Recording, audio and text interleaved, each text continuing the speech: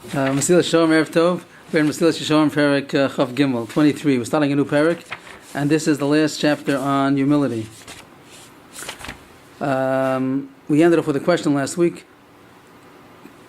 which was about the humility of Hashem. There's a statement in Chazal that says that Hashem is humble. Like it says, Kol Makom, some people say it every Motzei Shabbos, Kol Makom Sha'atam Motzei Gedolos Shel HaKadosh Baruch Hu Shamatam Motzean V'Sanusa. Wherever you find Hashem's greatness, so nearby, right away, in the same proximity, in the Psukim, you'll find about Hashem's humility. So the question was, what does it mean, Hashem's humility? And the way that the Mesillas Yeshorim presented to us in the earlier Perek Beis, Perek 22, we did it a few times, and to sum it up, he said that there's two parts to humility. There's the mental attitude of humility, and then there's the actions of humility. So the mental attitude, it all had to do with the fact that a person realizes that he's not perfect, and far from it, and therefore there's no room for him to feel praiseworthy. And he went into all different aspects, about 5 aspects of why a person should feel humbled. Not only in action, but he should actually feel humbled, because he has deficiencies, and his qualities, no matter how good they are, they're not perfect, and he has an assignment to do, and it's God-given, and it's a natural tendency. So all of these things don't apply to Hashem. Hashem is perfect in every way, and if you ask, is there any room for Hashem to be humble? We don't find it. You could talk about the Anvas HaMaisa. The second half of the Perek spoke about that a person has to act humbly also. But that was that the way that he speaks to people, the way that he tolerates insult, and he honors others. All those things can apply to Hashem.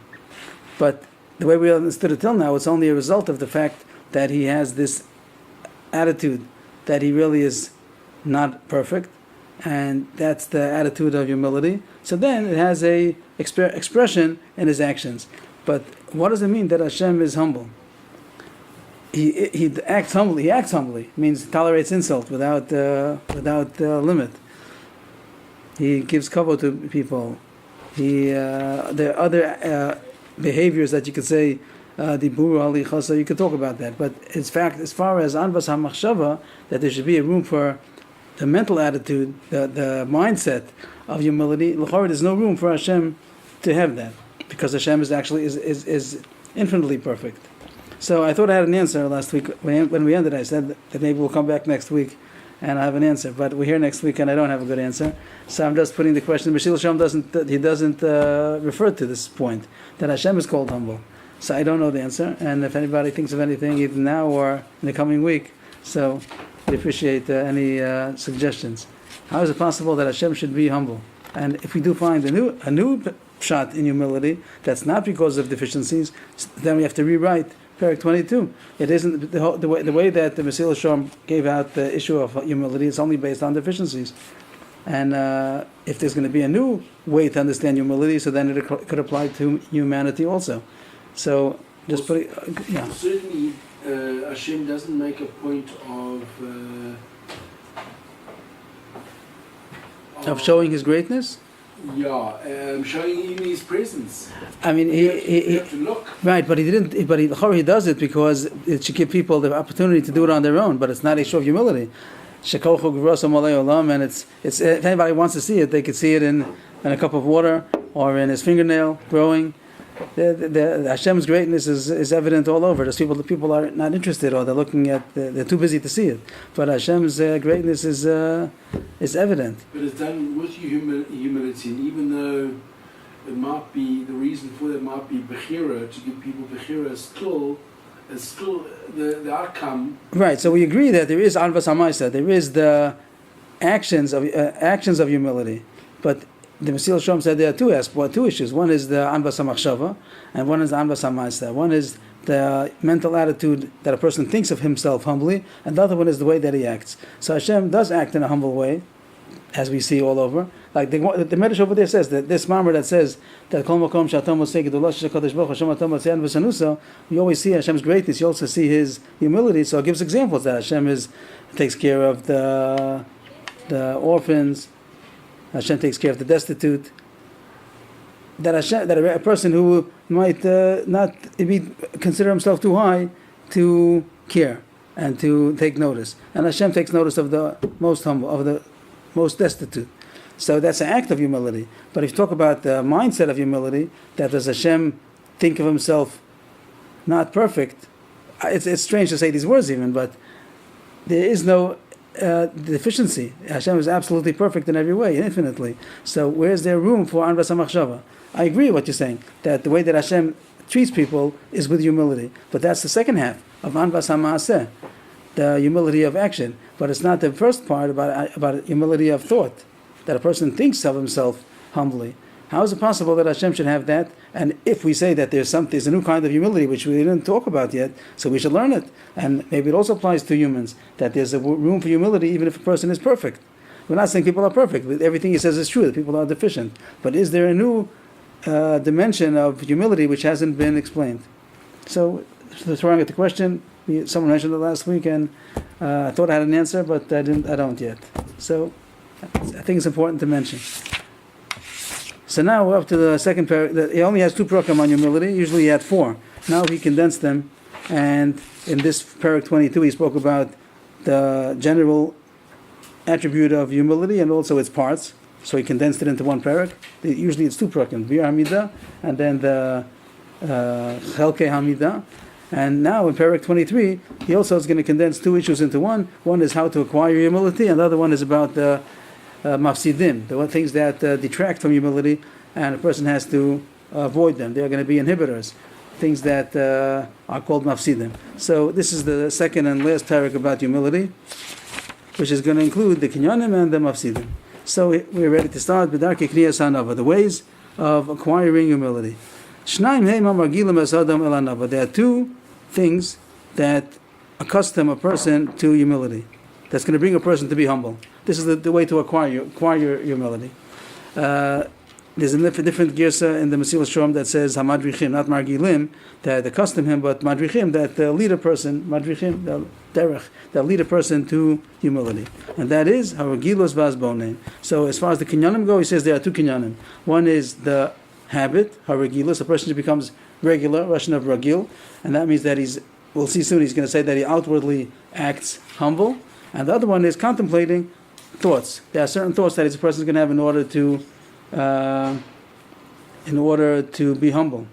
So it sounds very similar to the previous parak. Previous parak also spoke about Anvas HaMachshava, Anvas HaMaaseh, their thoughts and their actions. But it's very different. Over there, the thoughts were thoughts of humility. Those were humble thoughts. Here they're going to be kinyanim. These are acquisitions. So these are going to be thoughts that are going to bring a person to humility. There's actual humility, humble thoughts, and there are things that bring a person to be humble. So we'll see that there are 2 different issues. And before we spoke about the thoughts that are actual humility, that person thinks that way, he is humble. And here we're going to talk about thoughts that will bring a person to be humble. And the hergel is habits which seem to be outward, and he's going to explain right away what he means to say. There are outward ways that a person could help himself to become humble. The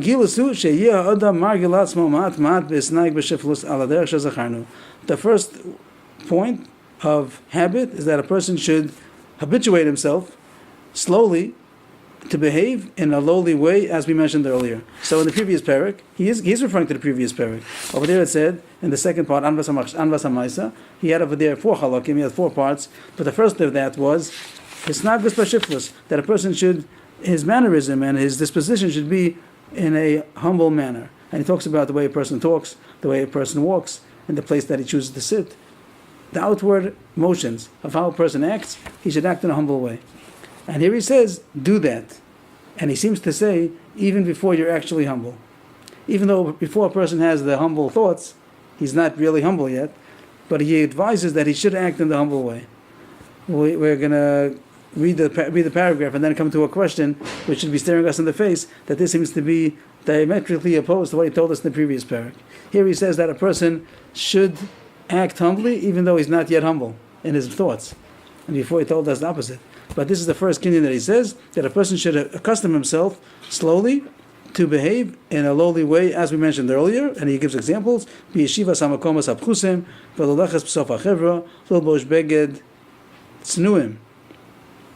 The examples he gives are the place that he chooses to sit. He should sit in a lower place than is coming him, and he should go at the end of the chevra. If there's a group so he shouldn't push himself to the front of the group. He should go to the end of the group.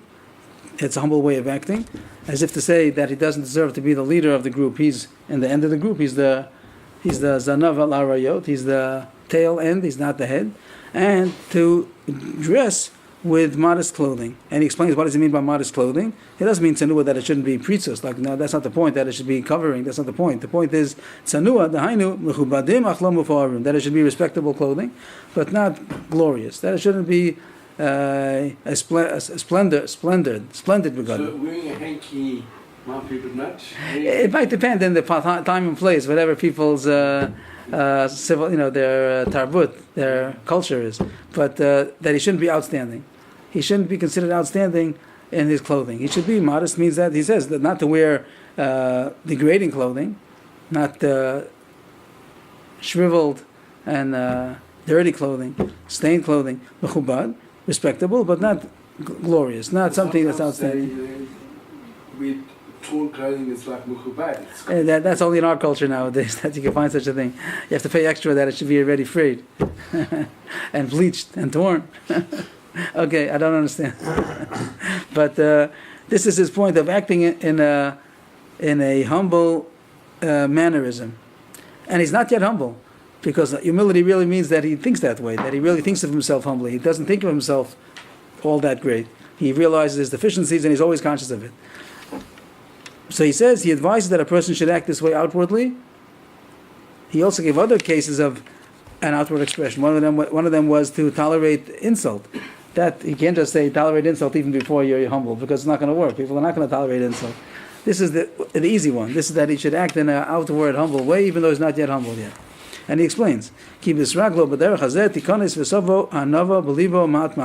he accustoms himself to act this way, slowly it'll enter in him the real humility. That if he acts externally this way, so slowly internally he's going to be affected also. He's going to start thinking, I'm talking not the head of the group, and I'm talking not the most glorious of the company over here. Until it's going to be fixed in him, that the thoughts are going to be. This is a way to internalize the thoughts.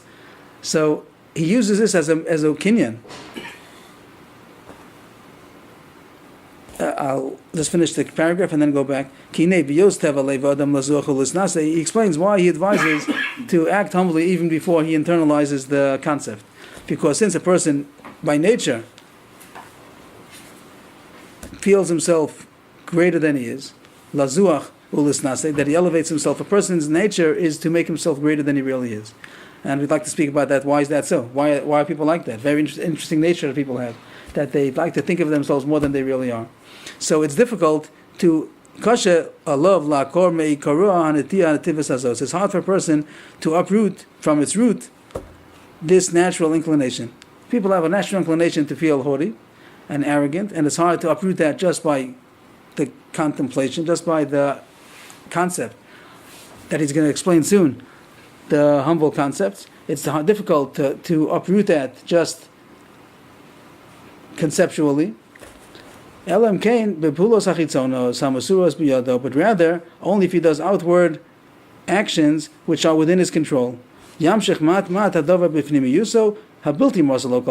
slowly able to draw it into his internal thoughts, which is not so much in his control. A person's actions are more in his control than his thoughts, than his emotions. And he says himself, that we spoke about this once upon a time, he mentioned this a long time ago. Towards the beginning of the Sefer, he said by Zrizos that a person should act with alacrity, not to procrastinate. So over there he also spoke using this method of that a person's outward actions could arouse his inward feeling. And over there he said that even though the goal is to come to an enthusiasm about mitzvahs, Hashem, but it's hard to internalize that enthusiasm. So if a person outwardly is going to act swiftly, with alacrity, so then it's going to internalize even the Avos Hashem also. It's a way that he's going to be inflamed with enthusiasm for the mitzvahs. And this is the second time that he uses this method of achitzonius moreres apnimius. It's interesting that he doesn't use it throughout the book. It's only two places that he uses this method, over there by Zrizos and over here by Anava. So he tells you here also to use this method of outwardly acting humble, even though you're not yet really humble.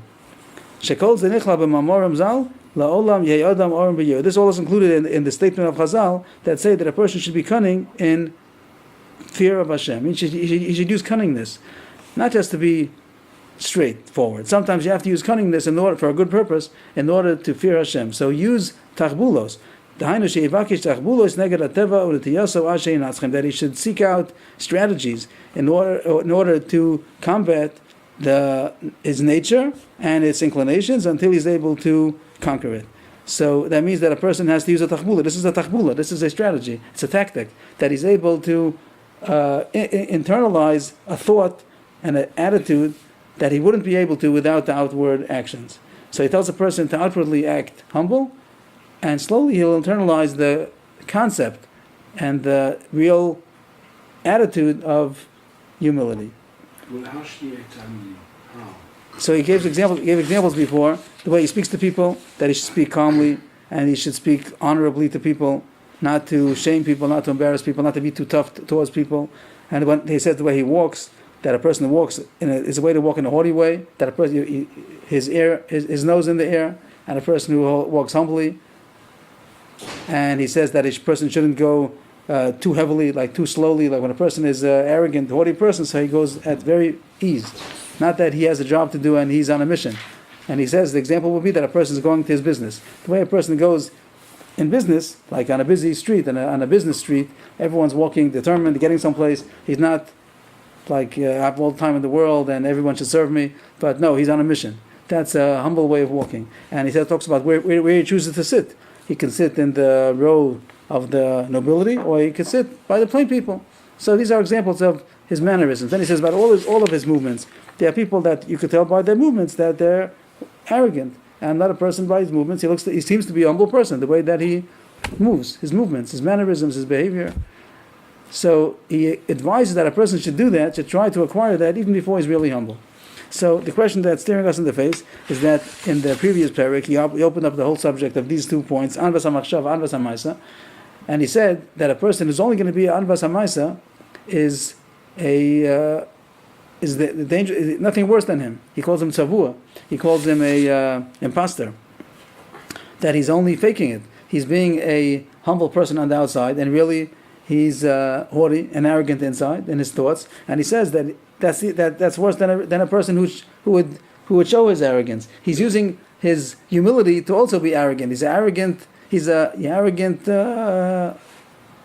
humble. Yeah, but there he was doing it in a way where he was almost like shooting himself. Over here he's doing it with purpose. Right. He knows that he's not there, but he's doing it with that purpose in mind. So that seems to be the answer. That over there, the person who is telling you not to do Anvas HaMaisa without Anvas HaMachshava is that he has no plan. He's not interested in Anvas HaMachshava. He doesn't want to internalize the concept. He just wants to remain with being humble in his actions, and he wants to remain with the thoughts. He's not trying to become a humble attitude. Here the person is only using this as a way to internalize the humble attitude. So that's recommended. That seems to be the difference. We said a long time ago by Zrizus that this method only works when you have the goal of wanting to get there. We said a mashal of the Chafetz Chaim. Over there he says that Zrizus will inflame your actual enthusiasm. If a person acts with alacrity, it's going to inflame his enthusiasm. Will become actually enthusiastic.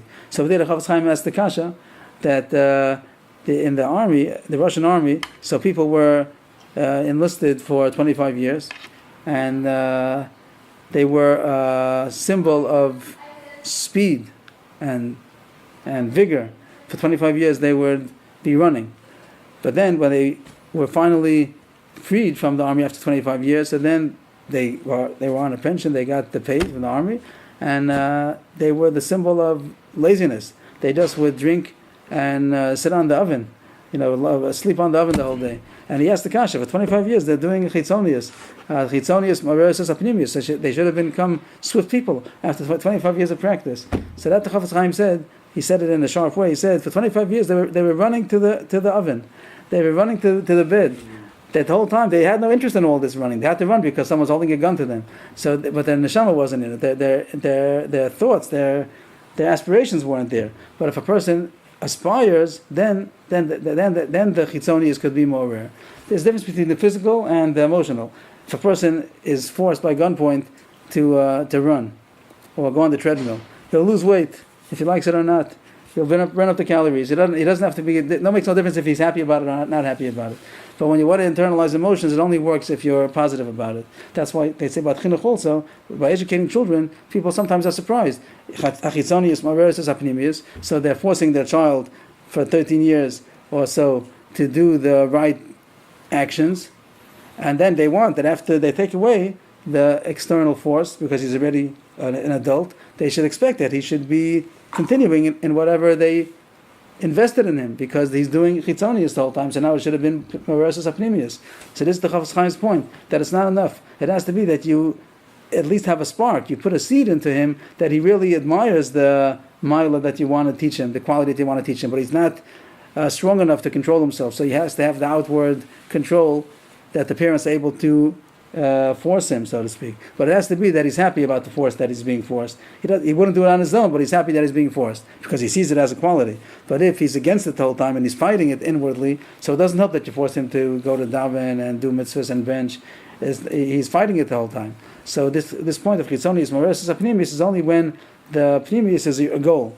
So here too, that's the same point. That if somebody is going to be outwardly humble, but he has no aspiration of becoming truly humble, it's not going to work. It's not going to make him truly humble. But here the point is that he is doing this only with the intention of internalizing the attitude, the humble attitude, which is hard for him to internalize on his own, because it's not out of his emotions are more out of his control. It is controllable, but it's more difficult. So he says that you can internalize it with outward motion. So that's the harder point. That I would think that's right.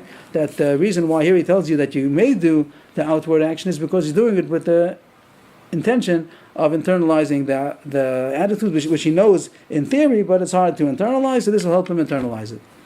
The other point, just to go back, that he says that a person's nature is to be haughty. It's interesting nature. Why is man's nature like that? He says it's hard to fight because a person has a natural inclination to be haughty. Chiddush.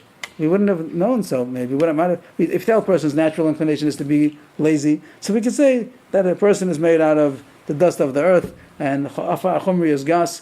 That a person is naturally slow and heavy, and he has to push himself to exert energy. We can hear that. But why is it that a person has an inclination to be more, to see himself more than he really is? What is arrogance? That a person thinks of himself more than he really is. So isn't that a strange nature that man has? That it's a person's nature to elevate himself.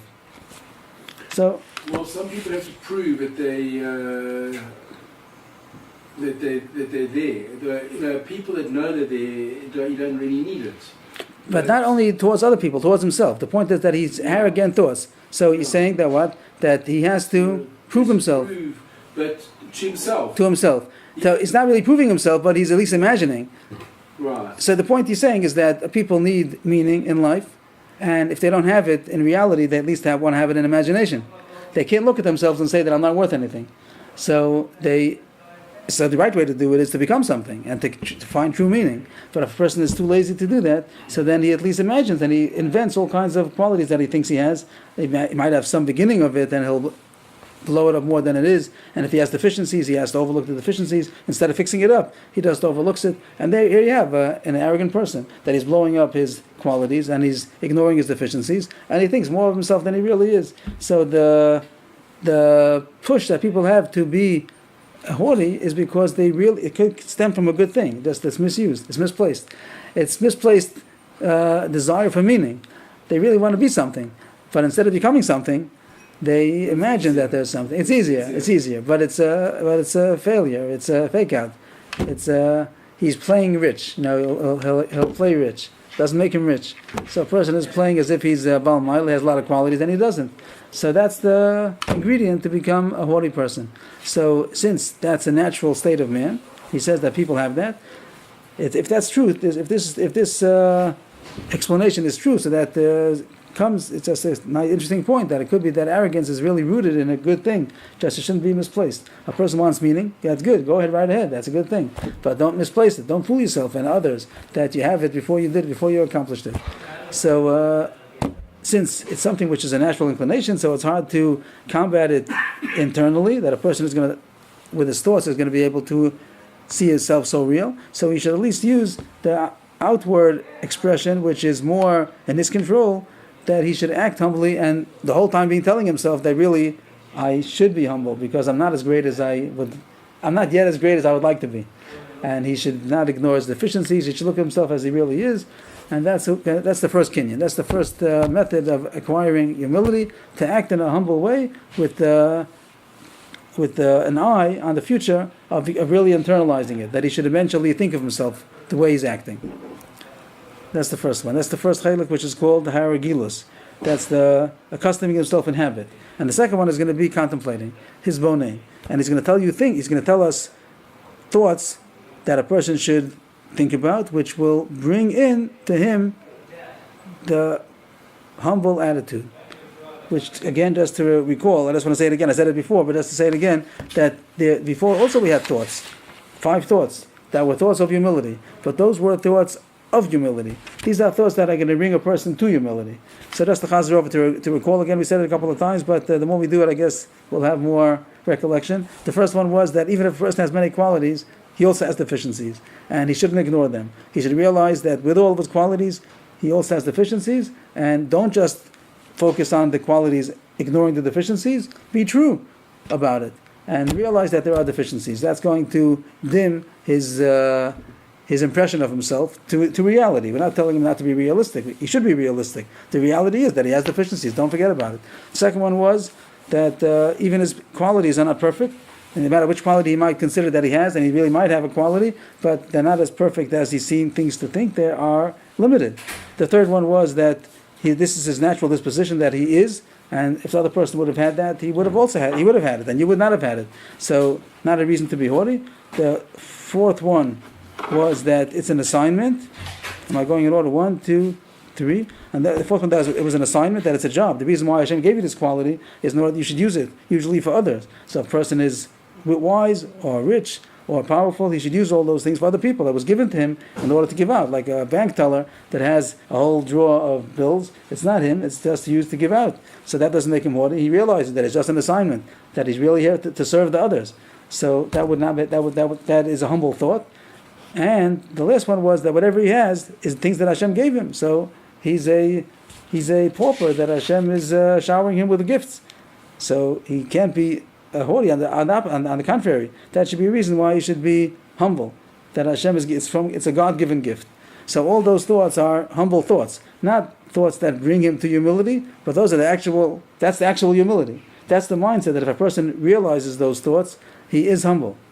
And now we're going to talk about thoughts that are going to bring a person to humility. So it's a different category of thoughts. It's also thoughts, but those are the thoughts that comprise humility, and these are going to be thoughts that are going to bring him to humility. So he starts, the thoughts that will bring a person to humility are different of different issues. And he's going to have a list here of about 4. If I numbered it correctly, about 4 thoughts. But the first one already has 3 in 1. So there'll be many. But the first one is one group, then there's a second group coming up, and then a third and a fourth. So the first one, this is mentioned in Pirkei Avos, Perek 3, Mishnah 1. Akavya ben Malal Omer, over there he says, you should look at that contemplate on 3 things, and it'll hold you back from doing sin. So over there, Akavya ben Malal does not say that his issue is humility. He's not coming to teach humility. He's coming to teach you advice how to stay away from sin, that it'll keep you back from sinning. But the Mesillas Yeshorim is using that as instruction, as directives that will help you to become humble. And what are they? Dama ayin basa, mitipas rucha, ulona taholech, lemkom ofer rimu v'soleya, v'lefnei mi'at ha'asid l'tein din v'cheshbon, l'fnei melech malchem l'chim ha'kadosh baruch hu. That's the Mishnah. Know from where you came, from where you go to where you're going, and before who you're going in the future to give a reckoning. From where do you come? From a putrid drop of semen. From where to where are you going? To a place of dust, maggots and worms. And to before who are you going to give a reckoning? Before Melech Malchem Melchem HaKadosh Baruch Hu, Hashem, the King of Kings. They usually translated the King of Kings. It's not really accurate because that would be Melech HaMelachim. It's Melech Malchem Melachim. It's the King of the Kings of the Kings. That's the I was brought to attention of this because the pasuk talks about Nebuchadnezzar, that he talks about himself as being Melech HaMelachim. So I said, Melech HaMelachim? That's Hashem. Then I realized not. That he is the King of Kings. Nebuchadnezzar, there are kings, and then they have the King of Kings, the Kings of Kings. Someone who's king over many kings. Like you have, what do they call it today? The G8. You have 8 great empires that they're considered the kings over the other kings. Same kind of idea. So there are kings of kings. And now we say that Hashem is the king of the kings of kings. So just to have a literal translation, we say it every Friday night. Melech Malchei HaMelachim, HaKadosh Baruch Hu. So Melech Malchei HaMelachim. So there are kings. That's Malachim. Malchei HaMelachim is the kings of kings. And Hashem is Melech Malchei HaMelachim. Hashem is the king over the kings of kings. So that's the third point of Akavia ben Malalo, that the person should think that one day he's going to give a reckoning before Hashem. And these three thoughts, the Mesillas Yeshorim is using to bring a person to have to be actually humble. This is not the humility. Humility is going to be the thoughts that we said before. But these are the things that bring a person to be humble. Usually, as a rule, the kinyanim, the acquisitions, are always going to be things that speak to a person. He has some idea that he knows in his mind that this is a proper thing, but it's hard for him to incorporate it, to internalize it into him. He has to be something that speaks to him. In the words that we say in English, it speaks to me.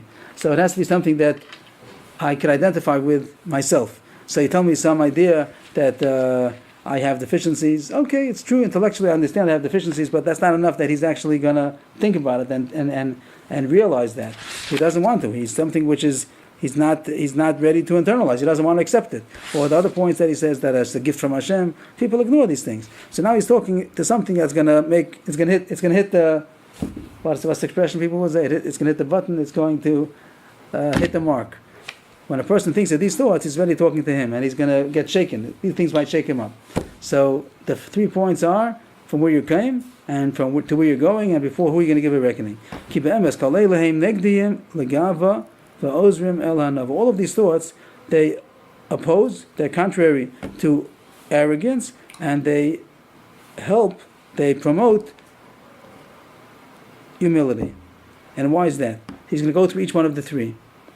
This is all under his first category, the first one. This is ha'echad. But under this one category, he has 3 divisions: ma'in basa, lanat holech, and lefnei miyat asid. So the first one, ki biyosa adam istakel b'chisos chomro ugrias haschalaso. When a person contemplates about what it's actually made up of, what is his beginning, the unworthiness of his makeup. Ein lo tam linose klal. He has no reason to elevate himself. On the contrary, just to be shamed and humiliated. If to be a shepherd of hogs, a shepherd of pigs, that he got up on the ladder of success and he became king. But he has a background that once upon a time he was a roa chazirim, which is considered a lowly, degrading job. Even if he's a king, right now he's sitting on the throne with a crown and a royal garb. But if he thinks that at one time he was a shepherd of pigs, he cannot be haughty. That's the first point. Even though right now you're great, but if historically, once upon a time, you were on a down, so think about that, and that'll take away your haughtiness. You're differentiating shepherd of pigs from shepherd of sheep. Yes. Sheep are considered more of a dignified animal, and a chazir, a pig, is considered a lowly, degraded animal. The 2 kings that we've had came from shepherds of sheep. That's considered a dignified thing. True. So the chazirim, the pigs, are known for going and anything and everything, that they'll go into the garbage dump and come out looking like that. The Gemara says that halachically, that nowadays maybe, I don't know the place how they raise them nowadays. I don't know how it's done, but from Europe, not so long ago, people who told me that wherever they were chazirim, so then it smelled from a distance, and the Gemara says halachically that a person is not allowed to say a bracha. If a pig is passing by, you're not allowed to say a bracha because it's full of excrement or other kind of disgusting things. So this person who's a king, since once upon a time in his background. Once upon a time, he was a Roach Hazirim, so he can't be haughty. That stops his haughtiness. Someone asked, on the contrary, if I'd be the only one who's a Roach Hazirim, so then maybe. But if we were all Roach Hazirim, and I came up on the ladder and I became the king. So would he be embarrassed of it? Someone was wanted to taina against the Mesillas Yeshorim that it's not true. Everybody's tipas rucha. All humanity is born of a putrid drop. So even though that's considered a lowly beginning, but look what came of me. If he really became a person of quality, so why is this thought something that's going to take away his arrogance? Well, even if everyone wasn't, the fact that he became from nothing and became something could also make him haughty. Like, wow, look what I did. Right. That's the point that they're asking. They're asking why is this a reason why is this oppose haughtiness? On the contrary, a person will say, look what I did. I accomplished to go from nothing to become something. So why is this a thought that's going to oppose haughtiness? Akasha on the Mesillas Yeshorim. So somebody answered this question that this king wouldn't, even though everybody is a Roach Hazirim, the whole community was Roach Hazirim, and he made it to the top.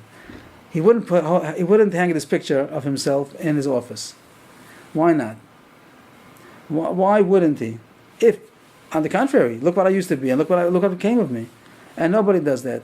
They all erase it, leave it alone, don't put it. Even people, dignified people, they're not going to put pictures of themselves when they were a mischievous youth, even though this is what I was once, but look what came of me. I became such a great person. They don't do that. People don't. They have an album that they put on the side. When they want to look at it, they look at it. But they're not going to put it up in their dining room. Why is that? So I'm just proving it from the people themselves. People themselves, they don't agree to talk about their greatness when they had a bad history. It seems the reason is because that shows that they're not inherently the level that they make themselves. Means even though right now he's a dignified person, but the fact that he is not, that's not his be'etzem, he's not inherently dignified, because you see that he didn't always have it. So people don't want that. The chiddush over here is, the Mesillas Yeshorim a long time ago, when he explained the Nava, he said that for a person does not deserve praise, he's not praiseworthy, only if he's perfect. So only if he's perfect. And nobody's perfect, so he doesn't deserve praise. So people contended this. The Mesillas Yeshorim seems to be a big chiddush, that praise is only coming to perfection. Why should that be? I have some perfection. I have some good qualities. I'm not perfect. So people didn't agree with the Mesillas Yeshorim, but there is a proof that the Mesillas Yeshorim is right, and we'll all agree. Not only will agree, the real arrogant people are going to agree. We're going to prove the Mesillas Yeshorim is right from the arrogant people themselves, from the Baalei Gaiva. A person who's a Baal Gaiva, the person who's an arrogant person, is he willing to say that I'm not perfect?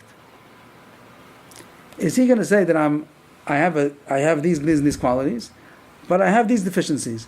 Could he put it on the table, or no? He's going to avoid. He'll say, if you can talk about my deficiencies, then don't talk about my qualities either. If you're willing to talk about my qualities only. But why would he not talk about the fact that he was a shepherd of a chazar? Because that's a degrading thing. It means that Some people they will talk about their past. Yes, but they're lowly. That's true, but that is not the point. That's a person who's not going to be arrogant. But an arrogant person wouldn't do that. The arrogant person sees himself as perfect, and yes, Akasha, you're perfect. For all purposes, I'm perfect. The arrogant person, he has no choice, and if he wants to be arrogant, he has to ignore his deficiencies, or else he's not arrogant. So it's not the Mesillas Yeshorim's chiddush. Everybody testifies to it that whenever a person wants to be arrogant, he has to shove his deficiencies under the rug. Let's ignore it for a while, so that I can enjoy my arrogance. It's impossible to be arrogant at the same time thinking of his fault, even though you'll say, what's the problem? You have many, many qualities, but you also have deficiencies. What's the problem? They'll say, no, if you want to talk about my deficiencies, don't talk about me at all. Because the arrogance, by definition, because everybody realizes that this point in the Mesillas Yeshorim is true, that Tehillah is v'lo nava tehillah, that only to perfection, only to Hashem, only to somebody some being who has perfection, is becoming praise. The praise is coming to perfection, and people don't feel praiseworthy if they're not perfect.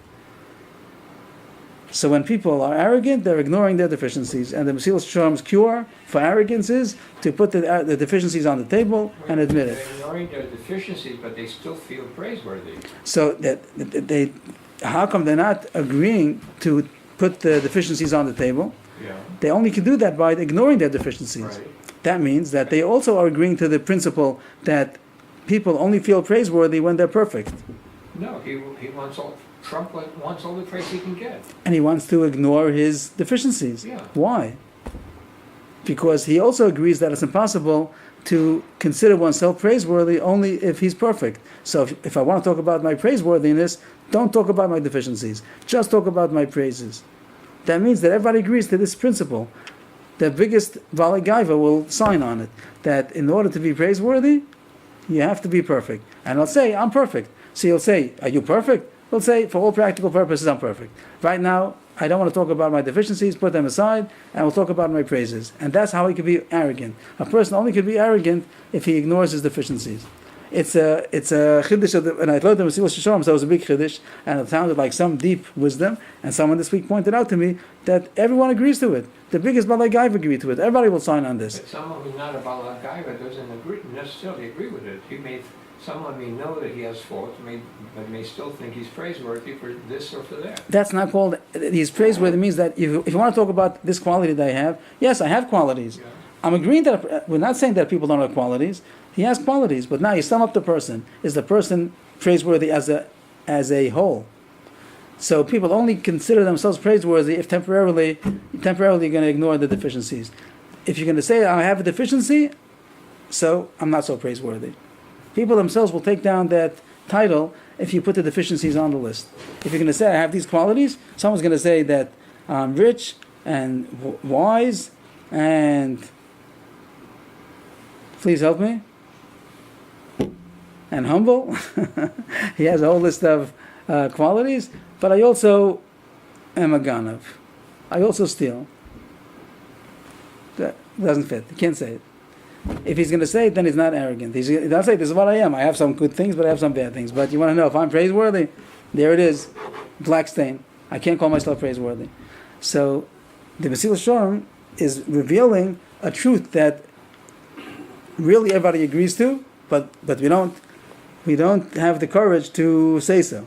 So people are ignoring their deficiencies, and that's how they're succeeding in being haughty and arrogant.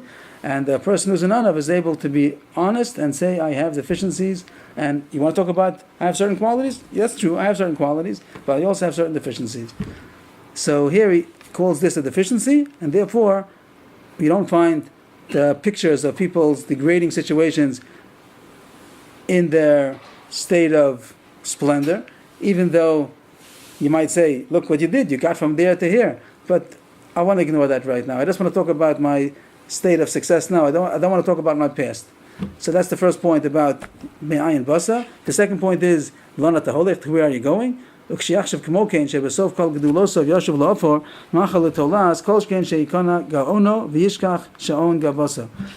so too, when a person is going to think where he's going, that even though a person is in a great state of greatness, but at the end he's going to go back to the dust, he's going to become food for the worms. So also, surely, his arrogance is going to be humbled, and the tumult of his haughtiness is going to be calmed. What is his goodness and his greatness if at the end he's going to be just humbled and humiliated by being food to the maggots? Who was the very wealthy person that each day would lie down in a grave for half an hour to remind himself of his destiny? Do you remember that? I don't know. Somebody of Dachronim probably. It's not. What? And you see a coffin in his basement. Wow. And he used to go lie down there before he went to sleep for like 10 minutes. Just To contemplate. To realize who he is. Wow. And some say the story might not be true, but the fact the story is told, it's something really. So at least we saw during the daytime that he was a humble person. Must be that's what he did at night. If he did it or not, but that was his thought. His mindset was on what he's worth is don't make himself more than he is, because that's what he's going to be. So when a person thinks of where he came, where he's going, those are thoughts that will internalize into himself his true being. And the last one is about who he's going to give a din v'cheshbon. So usually this statement is taken that a person thinks about what's going to be the outcome of his reckoning. He's going to have to give a reckoning before Hashem. That how is he going to mark on his evaluation? But the Mesillas Yeshorim doesn't take it that way, and if you study the words don't seem to say that. It's just talking about the ma'amad, just being in that setting of the trial. That's the point you should look at. Not about how he's going to mark on his evaluation, but just the setting of standing before Hashem in court. That's the third point. When a person is going to think and imagine, you have to imagine. It's not something we could see, but you have to use your imagination to project how it would look eventually when he's going to enter the heavenly court. When he's going to see himself before the King of Kings, Hashem, who's infinitely perfect, holy, which needs a translation, but infinitely perfect and pure. Besod Kedoshim Rishosei Gavoa or Gavura amongst the Malachim means that, as we learned in Derech Hashem, that the heavenly court is not just Hashem. The heavenly court, Hashem wants it to be with angels. So he's going to be before the angels. The court, the Beis Shammai includes angels. Hashem is also part of that court. But the Malachim are there. He's going to see himself standing before all of the angels that are going to be judging him. Those who are so strong and powerful, doing all Hashem's bidding, and they have no blemishes, they're perfect in their angelic sense. And he was going to be standing before them in judgment. Both inherently, even besides his avarice that he did, the sins that he did, but he inherently is a lowly being. Like he said, so that a person, human being, in essence, his guf, he also has a neshama. The neshama, the soul, is even greater than the angels. But at this point, we're talking about a person who has a guf. He also has a body that's considered a lowly creation, like animal-like. And Tomayo Magol Mitzad Masav, he's also contaminated and disgusting because of the acts that he did. So not the point that he's going to be held guilty, but just that standing over there. He opposite the heavenly tribunal. HaYorim Rosh, is he going to be able to lift his head? HaYelo Pischon Peh, is he going to be able to open his mouth? And this is a person who's in his lifetime was arrogant.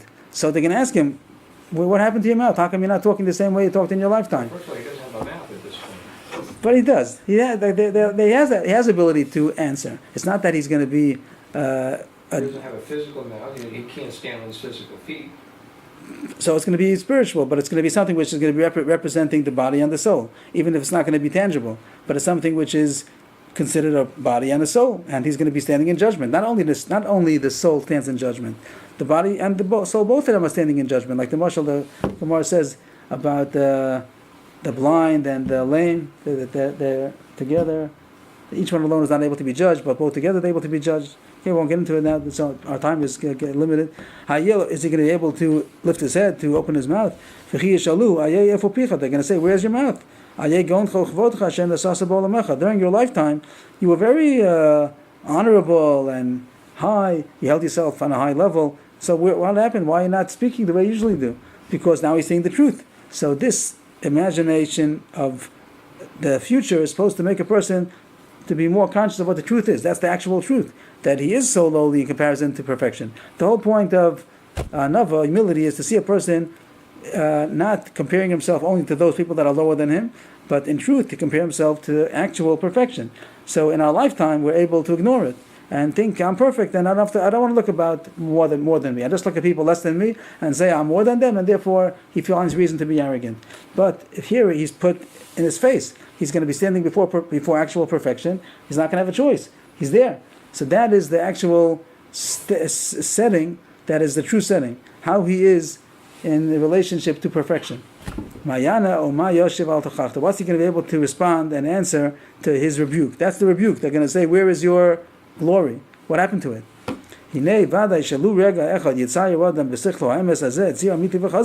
If a person would, even for one time, for 1 minute, would be able to imagine in his mind a true and strong picture of what that's going to look like, if he would take the time to imagine and be able to picture it the way it's actually going to be a sharp picture of what it's going to be like.